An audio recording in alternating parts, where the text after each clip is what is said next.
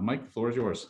Thank you, Chuck, and great to see everyone there. Boy, this is, I know everybody's probably zoomed out after a year of Zooms, hundreds of them, but great to see you. I just wanted to say that, what a difference a year makes. Obviously we had to cancel the tournament. You may recall we were the first conference that did cancel, and we didn't know what others would do, but we felt we were making the right decision, but it was certainly a tense time.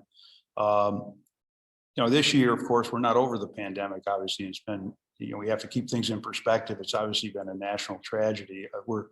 We're happy that we've been able to play, that our student athletes have had an opportunity to play. We brought 21 teams here, and it looks like we're going to finish with all 21 teams being able to play and to compete and to have champions in both women's and men's. We absolutely love this arena. We think Dickey's Arena is one of the best in the country. It's a great venue for both of our men's and women's teams. I want to thank Matt Homan, the general manager. He's been absolutely terrific. And we've had to work out a testing protocol. We've done over 2,000 tests, and we haven't had a positive test, which is really a remarkable tribute to our student athletes and our coaches and our administrators.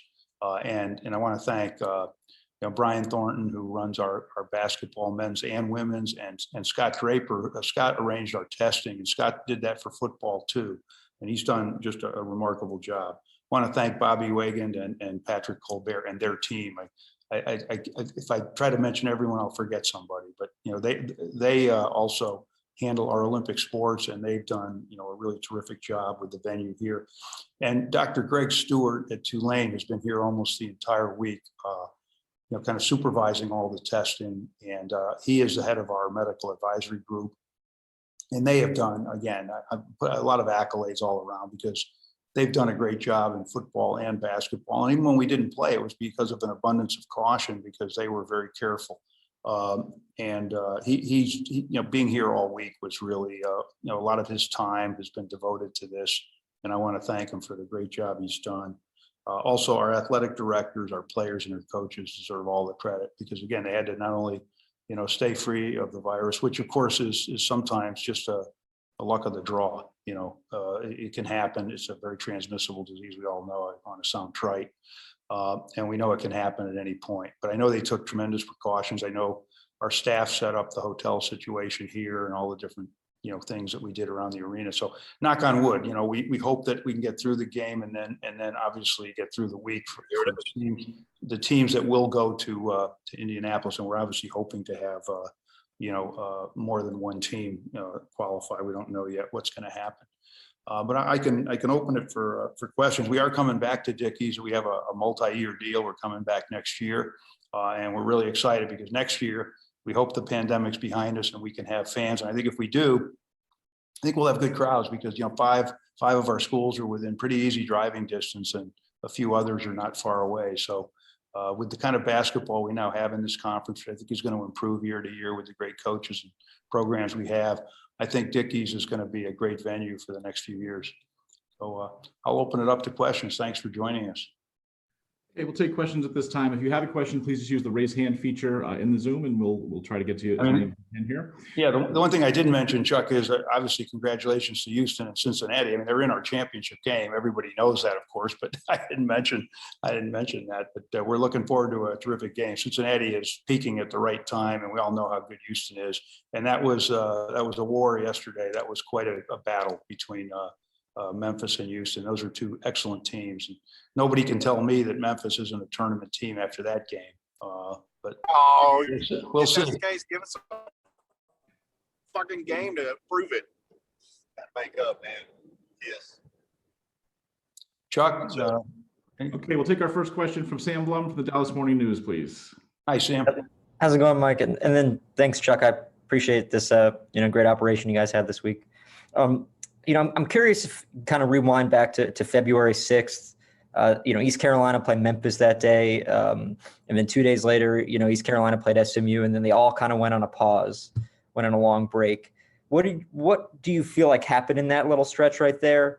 And, obviously how much of an impact do you feel like it had, given that, Memphis and SMU, two teams that, probably could have played their way in, looking like they might not make it now?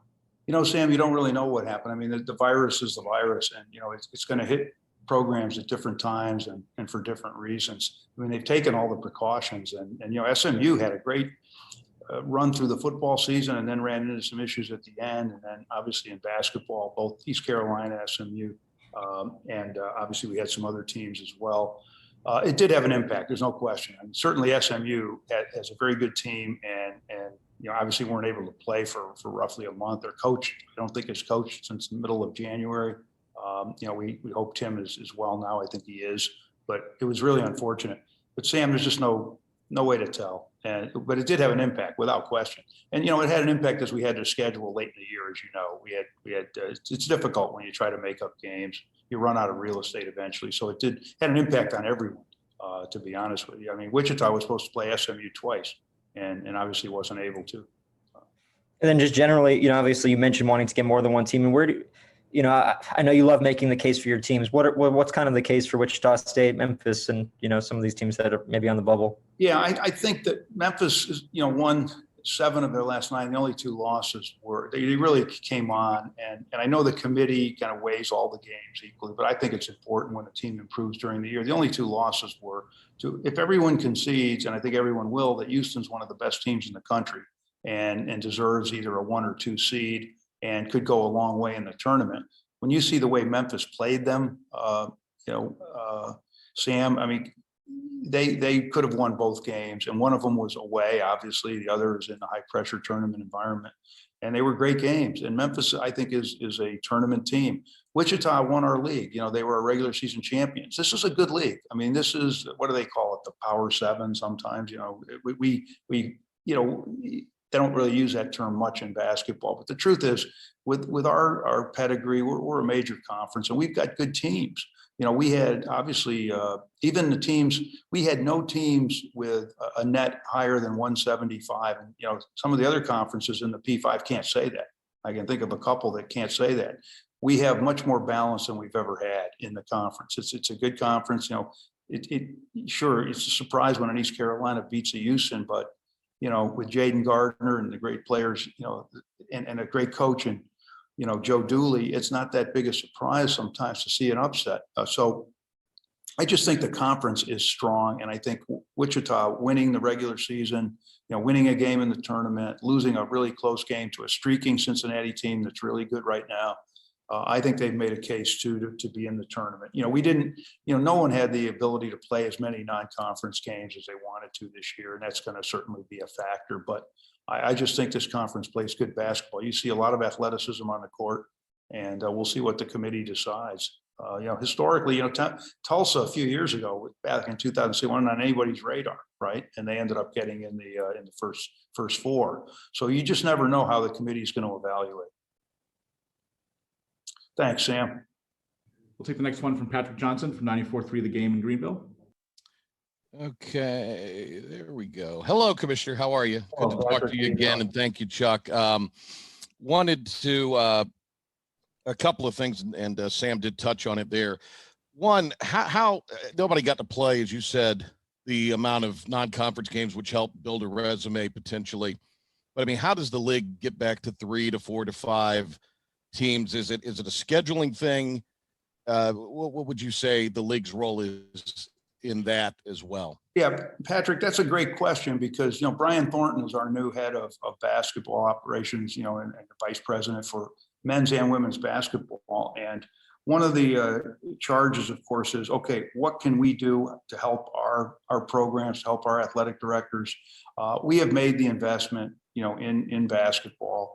We made a huge investment in football. As you know, we had to be as good in football as we are to be considered a true P5 contender or P6 contender down the road. But in basketball, part of it is scheduling, and we do have that alliance with the SEC. We're still looking for a challenge. We're trying to get as many good games as we possibly can. We have a good relationship with the SEC. We're part of the officiating consortium with the SEC. So clearly, non-conference scheduling is important. But I think the main thing is getting really good coaches in place. And I think we really do have good coaches right now, Patrick. It takes time sometimes to build a program, to get some veterans in there. Our teams are very young. And when you look at Ron Hunter and Joe Dooley and Brian Gregory's done a fine job at USF. You have Johnny Dawkins, and we know what he's already done at UCF. And, we've got obviously our veteran coaches, and Penny Hardaway showed, he turned that team around, so there's a bright future for Memphis. Penny's always going to recruit good players. Isaac Brown, again, Isaac, nobody even knew whether Isaac would ultimately be the permanent coach, and look at the job he's done.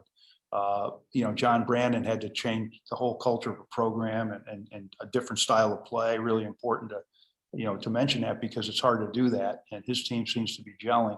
I do think we've got, just a lot of good coaches in place. Obviously, when you have Kelvin, the dean of our coaches, that program is going to be a top program every year. But if you look around, Frank Haith is a veteran coach, and every now and then, Tulsa has a veteran team, a lot of seniors, and they really perform well. This is a good league. Aaron McKee is again, Aaron has just gotten started and just really, it's only his second year. And, the other last thing I'll say too is, I mentioned Joe Dooley earlier. I hope I didn't leave anyone out, but the point is, COVID, this is a year you sort of have to, in some ways, look beyond, because it's a COVID year. It's an odd year. It really affected everybody differently. It affected everybody, psychologically, emotionally, the testing, all the different pressures on everyone, the inability to play certain games. Like Wichita, for example, had 9 games, either postponed or canceled. Not one of them involved them with a positive test. Houston had that issue in football. They went 5 or 6 weeks being ready to play, and then their opponent couldn't play because of COVID. So that affects the team. SMU in the tournament hadn't played in a month. And you're rusty when that happens. It's been shown when teams came off a long layoff this year, they didn't really do as well as they would normally do. So I think you have to look beyond this year, but I'm optimistic about our basketball. I think this is the best collective group of coaches that we've had. We're going to see, how we can help in terms of recruiting. And, COVID's going to change some things. I think you're going to see more virtual recruiting down the road. I don't want to get into the weeds on the discussion about that, but I certainly think that, a lot of the things that probably have favored some of the bigger programs are going to be maybe changed. Maybe you won't have as much private jet travel. Maybe you're going to find that even some of the events may not, necessarily be held the way they were. So we just have to figure out, what our recruiting base is, how we recruit. I think we've done a good job scheduling this year, got bollocksed up, but maybe in the future it won't. And I think the league outlook is bright. I really do. I got a couple of things I can follow up on, but I want to take a lot of time here. As far as, we certainly are aware, Dave, who I see on here, myself, are aware of VCU's situation with athletics right now and the hole they're in financially. There are obviously some big budget programs in the league that reportedly are having some hard times. Is the league stepping in to do anything to alleviate that? Can the league step in to do anything to maybe help with that on a short-term basis, or is that just not the type of business that the conference is in necessarily? No, we've helped out in certain areas. We have a healthy reserve, unlike some conferences. Healthy reserve fund going back a number of years, and we've used that where we had to, and we've helped with testing. And a lot of our schools have made good arrangements for their testing this year. But also, we know they've taken a financial hit, Patrick, in a lot of different ways in a lot of different areas. And the conference, has helped out where it can. I think key is getting back attendance down the road, obviously, and the donor base. A program like East Carolina, though, is getting back on its feet. And remember, our TV deal is kicking in now, and each year our rights fee goes up from ESPN. And that's a significant number over what we had. And, I was talking to one of our former ADs the other day, and, I think this is relevant. He said, you can spend as much money and have a good football or basketball program and spend the same amount of money and have a bad one. It depends on how you evaluate talent, the kind of coaches you have, and can you retain them? And remember now, we're looking at the transfer situation changing dramatically. And the transfer portal being a much bigger issue for all of us. And with the year in residency for a one-time transfer likely to go away, you've got to make sure that your programs are programs that your student athletes, your players want to stay in. And I have mixed feelings about this because, there can be a lot of volatility, and you want stability, and you want, young student athletes to make the right decisions and not to make them, sometimes if you know you can just transfer and don't have to sit out, you don't have to think about it as much sometimes. And that's a real issue for me. But on the other hand, it's going to mean that, we're going to have to do all the things. I think our facilities are good. I think if you went around our league, our facilities are very good. I mean, look, when we first reinvented this league, I mean, look at where Houston was with their arena. I went there once, and maybe, there might be a few people in there. Look at it now. I mean, look at the Fertitta Center, what Tillman Fertitta and Renu Couture and obviously, they've just done, a great job, and they've given Chris Pesman some resources, and he's done a phenomenal job with that program in all sports, not just, basketball, but look at their baseball and track and field and softball and women's basketball really made a tremendous leap. So I think the resources are going to be there to the level we need to compete at the highest level. You could argue that maybe what we've done in football is a bit of a miracle over the last 8 years, because of, the headwinds we face and how tough it is with, a famous coach once said to me, you don't need as many players in basketball. And if I got a certain number of really good players, I could, I might be able to get to the Final Four. Football is more like a corporation. You've got so many, but we've even done well there. And I think basketball is really on the rise in this conference. I think everybody takes it very seriously. And women's basketball, I think we, obviously just the pure joy of those USF kids the other day, the pure elation winning that championship. And, UCF's got a nice program. When you got Jose Fernandez, I want to congratulate Jose and his team. Jose's a good friend, and he's one of our dean of coaching. And also Katie Abrahamson has done a great job. Michelle Clark-Hurd is building a program in Cincinnati. I could go on and on, but Ron Huey at Houston took that team and they won 15, I think, regular season games. So we've got the resources. I just think it's a matter of time. I really do think we're going to have 5, 6, 7 teams competing pretty regularly for tournament berths. I mean, when you've got pedigree like Wichita, Memphis, Houston, Cincinnati, even Tulsa, look at Tulsa's history and the coaches they've had there, and what SMU's done the last several years.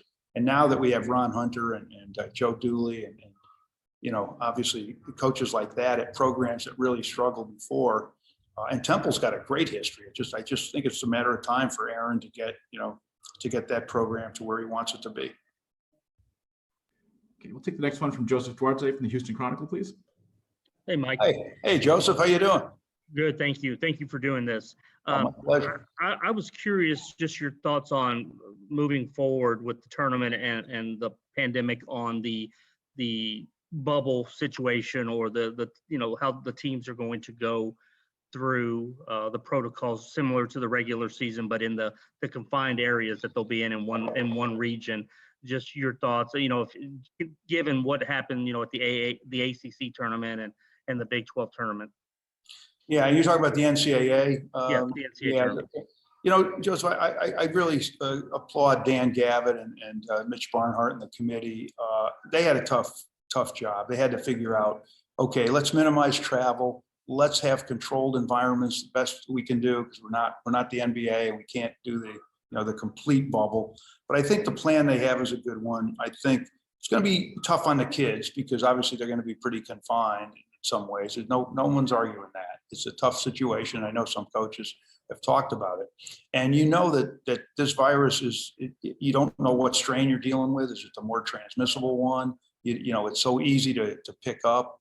So you just keep your fingers crossed. Now we're hopeful, we're obviously able to play through our championships here. We were very fortunate, and other conferences probably took very similar precautions and may not have been as fortunate. But the issue is going to be now the next several days too. Once they leave, and they'll be leaving from here for the most part, then they're in the NCAA protocol. And it's a tough protocol. It really is. I don't think they can do much more, Joseph, within the amateur, within the bounds of amateurism and the fact that this is not the NBA, to keep everybody safe. And I think they've worked closely with I think it's Marion County in Indiana to, make sure that everything is really buttoned up. So it's going to be a challenge. It's going to be tough on the kids, and they're bringing academic advisors. You know, they're testing everyone so that you can be an academic advisor and be in the tier 1 34 person group. So, you know, we're trying to make sure that the academic aspect of this is not overlooked also. And, you know. We'll go next to Danielle Lerner from the Daily Memphian, please.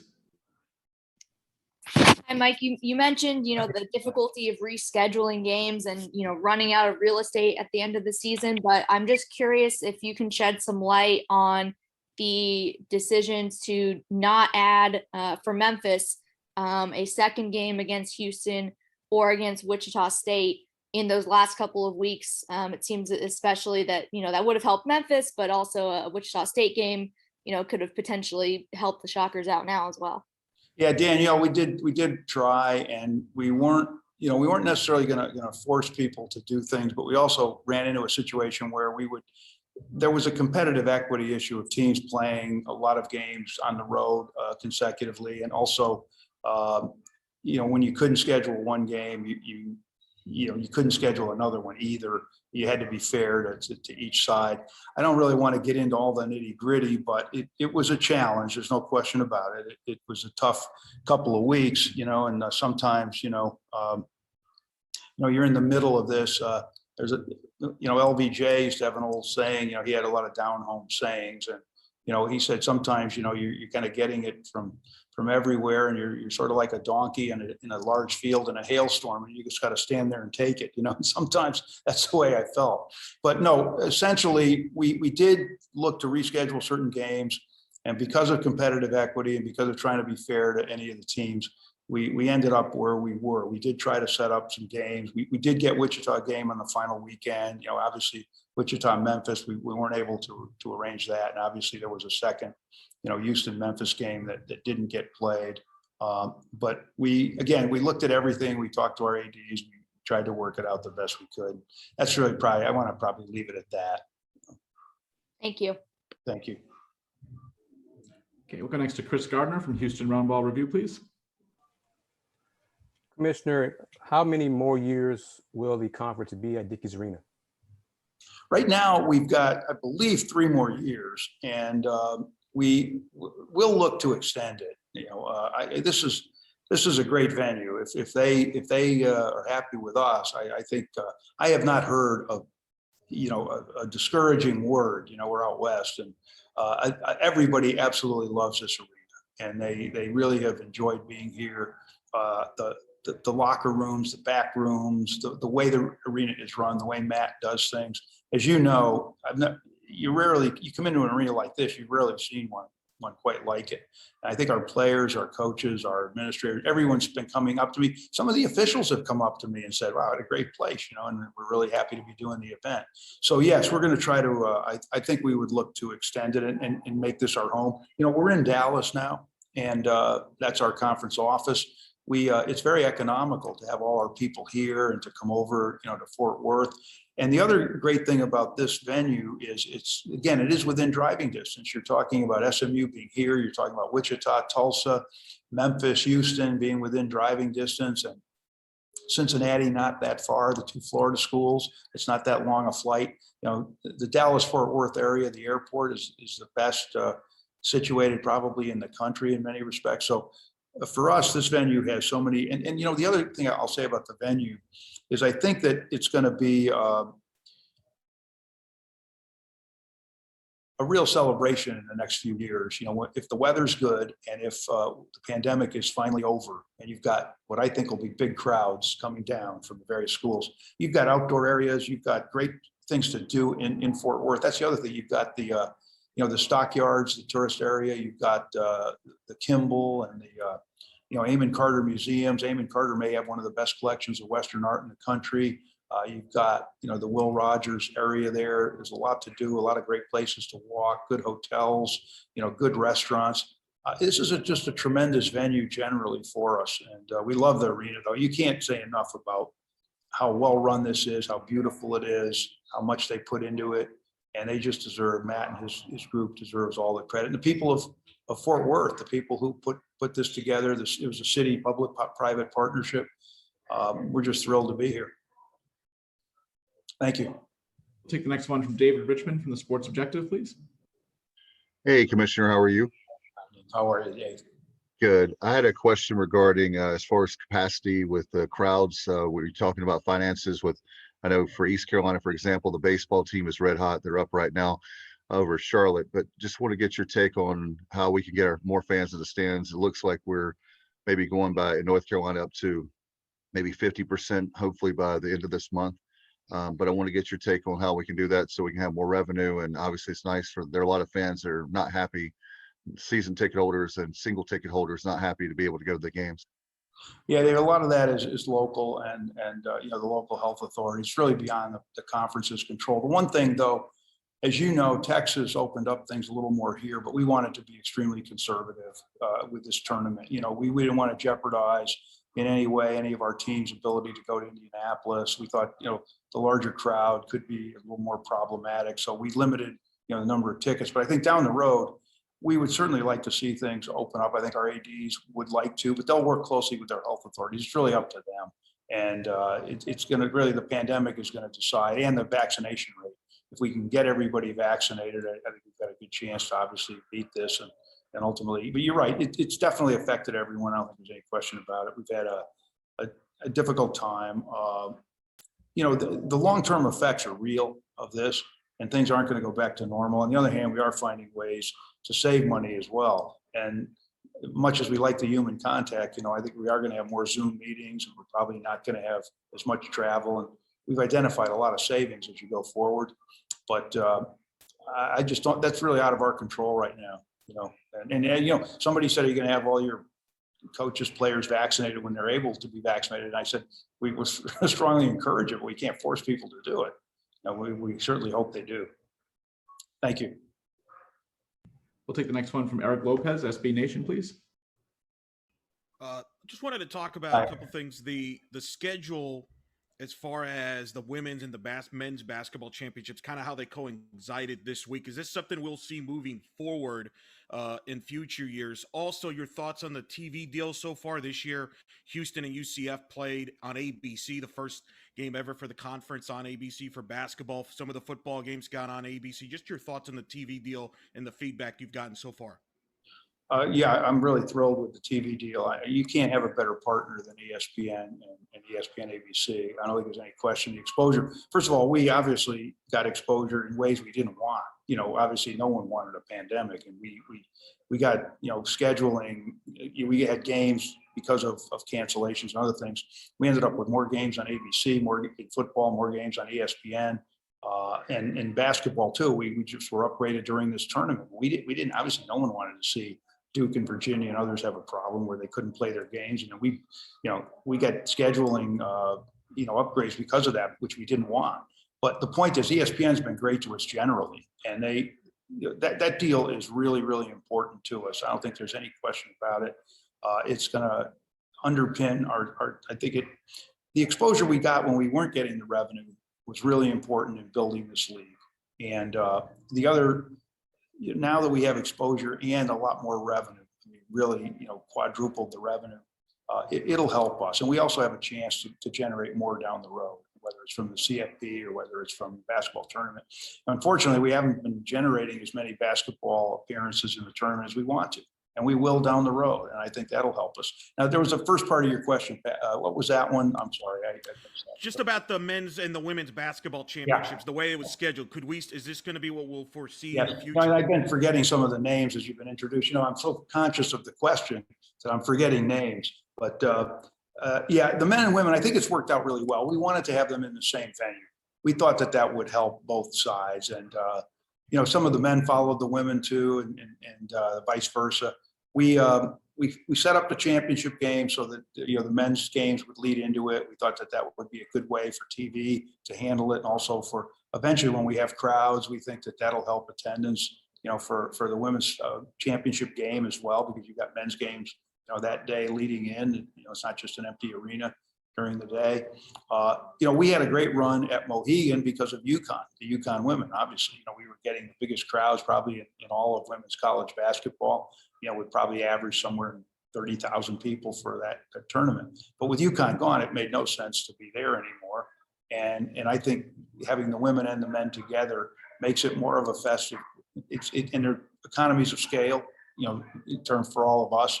I think it worked out well. I think that the way we scheduled the women to start the week and the way the men, picked up, I don't know that we would change anything. I think it's worked out really well. We gave enough flexibility.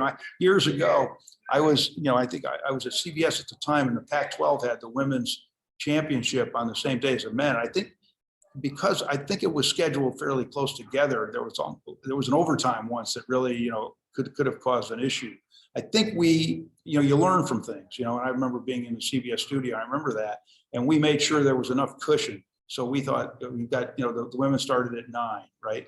The earlier game was at 6. So we think that worked out really well, and we'll continue to do it. Try to get a couple more in. We'll go to Mitch Davis, please. Next one.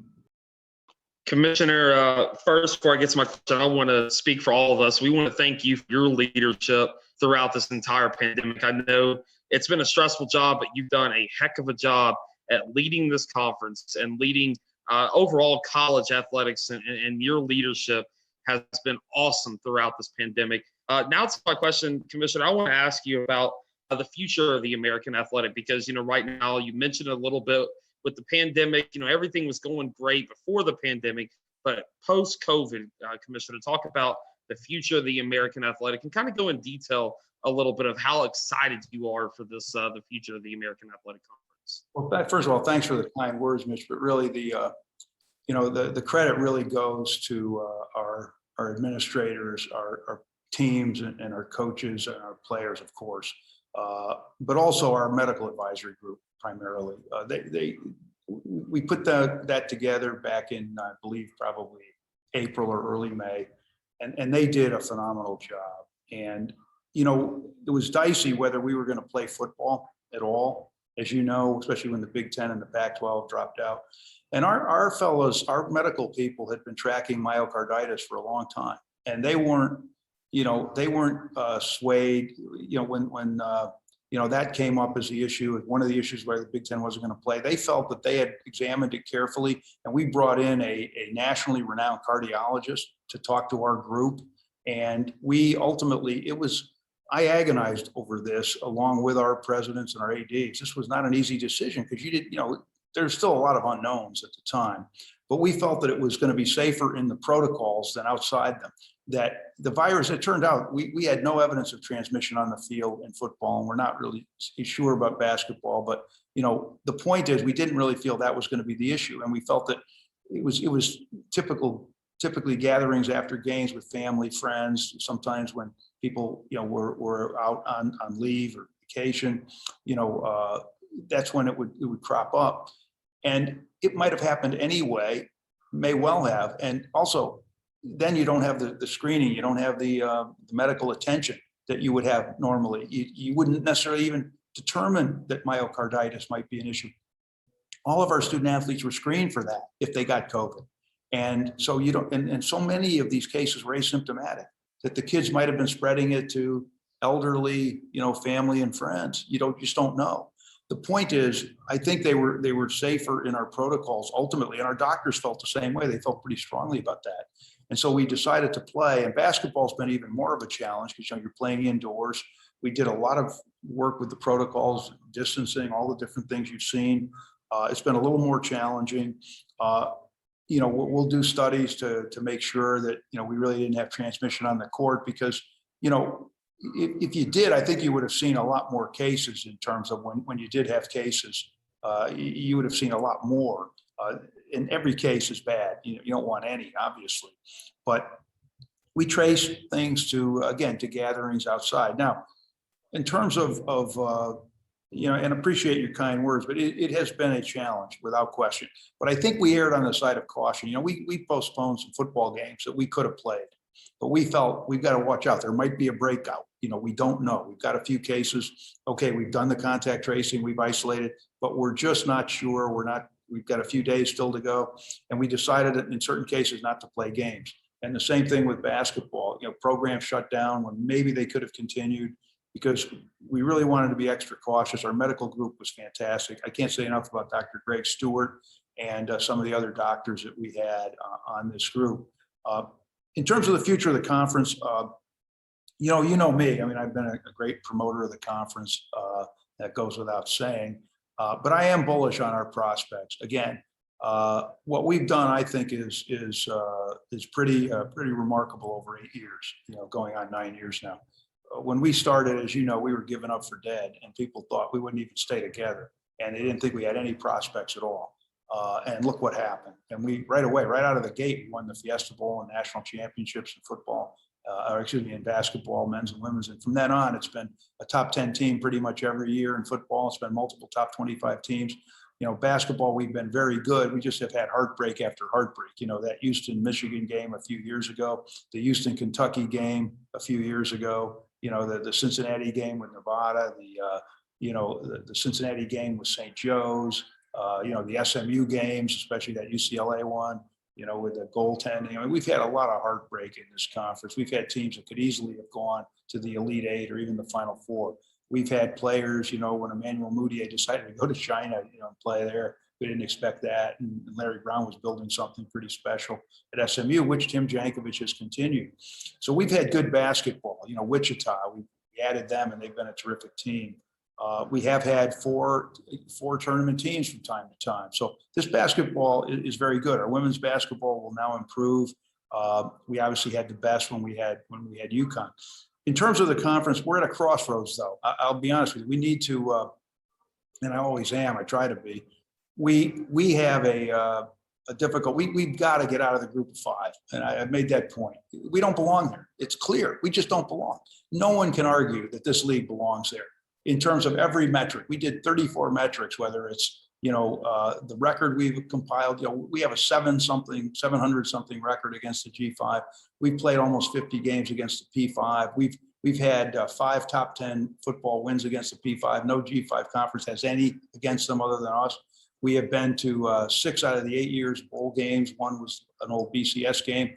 We've won 3 of those and should have won 4. We should have won the one this past year. You saw how good Cincinnati is. And we've had multiple teams that have been good.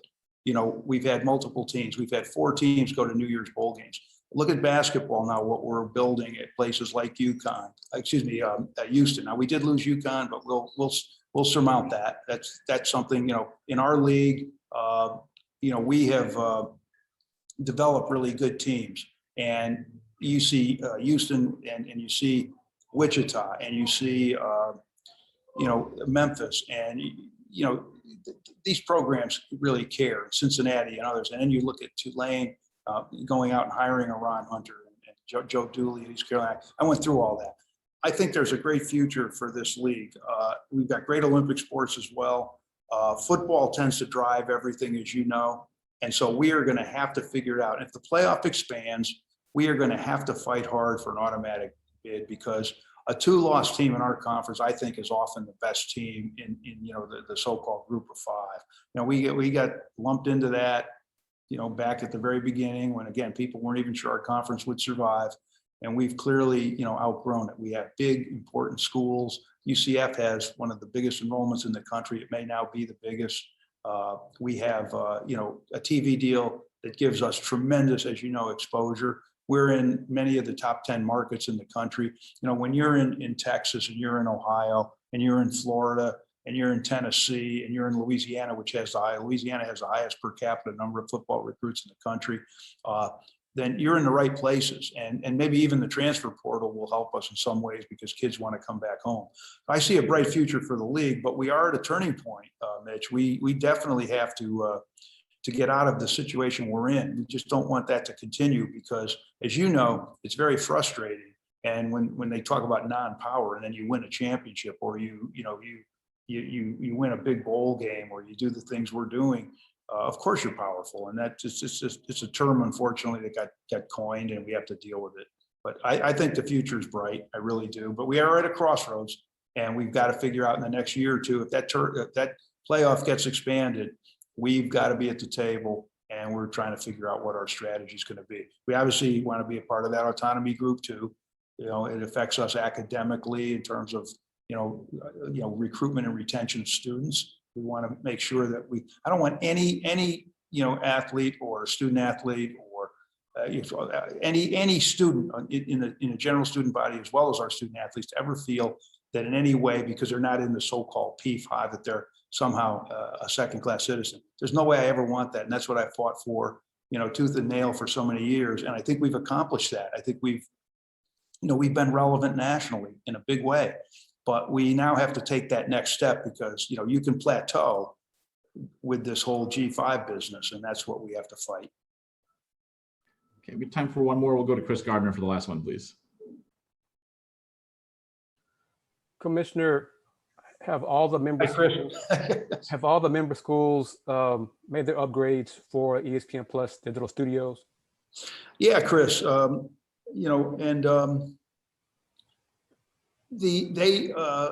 we did a lot of events this year, and we lost some too. But yes, they all have done that, and they've all done it in different ways. Some have, built their own facilities. Some have built facility, but hired others to help out, had hired third parties. But they're producing at a good level. You're going to have some issues here and there, but they've done a really good job considering the dislocation of this year. But yes, they have. They're all up to speed. They've all been producing events for ESPN Plus, and the events that ESPN has been produced for ESPN Plus, the quality has been spectacular. ESPN Plus is really now, I don't know exactly, Chuck, I don't know if you know exactly how many homes, but it keeps growing. They combined it with Disney in many ways, the marketing of it. It's going to continue to grow. We think it is, look at the Paramount Plus now and all these other, streaming services. This is clearly the NFL is thinking about a Thursday streaming, a stream game. This is where it's going. I don't think it was there was some concern, Chris, when we first, did that deal about ESPN Plus, but we have more linear cable and ABC appearances than we had in the previous deal, on top of the other sports being on ESPN Plus. Now, I've gotten a lot of feedback from people who say, oh, we love it because for a reasonable price, we can watch all the games. And you can get an icon on your TV. You can figure out how to get it on your TV if you want, but just watching it even on your computer, on your laptop, on your iPhone, the quality is really good, and you can watch all the games. We were on some networks before, that weren't available in half the country. So if it wasn't available in your area, you were out of luck. In addition, a lot of our Olympic sports just did not get the kind of attention that they're getting now. We're going to do 1,000 events eventually for ESPN Plus, annually. So it's really incumbent on our schools to embrace it, and they have, and they've all spent the money. We certainly were able to help out in that regard, and now that they've got those plans in place, Chris, they can use them for other things too. They can do academic exercises on these. They can do other things around their campuses that don't necessarily involve sports. So having those kinds of facilities on your campus, it's where the future is, and I'm pleased that we did it. I'm pleased that our schools have done it, and they have. Chuck, if I may follow up real quick, Sure. Commissioner, do you know are there any plans or discussions for the schools to have their own original content on ESPN Plus? Yeah, they certainly could, and ESPN Plus would be happy to do that. And in addition, Chris, we have a studio now in our new office in Dallas, and we're going to do some original content. Absolutely are. And part of it too, we are thinking about, as part of our racial equality group, which we started, in the wake of the George Floyd tragedy. We're going to do some historical work and do some documentaries on the history of race relations in the country. And what we found with our student athletes is they're eager to learn. They're eager to know more about, a Frederick Douglass. About most, obviously they weren't born, when Martin Luther King was doing what he did for civil rights. But there are many more people who, we're going to start a Trailblazer Award. And as part of that, we're going to do some documentaries. That's the kind of thing we can do. And we can use our studio also to do original content. And if our schools do original content, ESPN Plus has said we would be happy to entertain putting it on. Now, again, that'll be up to individual circumstances to some extent. I can't make broad statements, but yes, it can be done. Great. Mike, thanks so much for the time today. We'll let everybody get prepared for the championship game, which starts about a half an hour, and we'll be back following the games with the coaches and student athletes press conference. But thank you again for Mike for the time and for the members of the media for joining us. No, thanks to the members of the media. I really appreciate the interest you take in our conference. I think it'll be a really competitive game today, but we're pleased that the teams got through to this point and can play. One last thing I'll say, Chuck, and thanks again for the time, fellas, everybody here on the call. There was a mental health aspect to playing this year too that really was important to us. If we could do it safely, if we could play safely, and the student athletes really wanted to play. And if they didn't want to play, they could opt out. And we were very encouraging. If they didn't want to play, we made sure that they felt that was absolutely a decision that we would support. And we did have, one women's team decided not to continue. We had some players in football, probably, more football players, obviously, than basketball players. So we had a few more that opted out, and that was fine. But the ones who remained really wanted to play, and it meant a lot to them. And one of the cardiologists said to us, I've dealt with student athletes who I had to tell couldn't play anymore because they had certain heart conditions. And he said, I know how devastating it can be. And the fact that they live for this, they work so hard, they make sure that, they're doing well in school. They want to be able to play. Giving them the opportunity was important. Now, again, there's no high fives or anything like that because this was a tough thing to get through, but we are pleased that they were able to do it. And our basketball teams got to this point, we're able to crown a champion and hope that we have a few that are able to go to Indianapolis and compete. So again, I applaud all of them for all the hard work they had. You think about the stress, got some players maybe coming through the tunnel, but you think about the stress of thousands and thousands of tests all year, not knowing how those results are going to be, knowing that you could be asymptomatic and get a positive test, and getting through and playing as well and as hard as they did. It's not an easy thing. And I have nothing but admiration for them, their coaches, and our administrators. But thanks again, and I hope we have a good one this afternoon. Appreciate it. And thank you, Chuck, for arranging it, and thanks to Tom here also. Thank you. This is ESPN play-by-play voice Mike Corey, and you're listening to the Sports Objective Podcast, the unofficial podcast of the Pirates.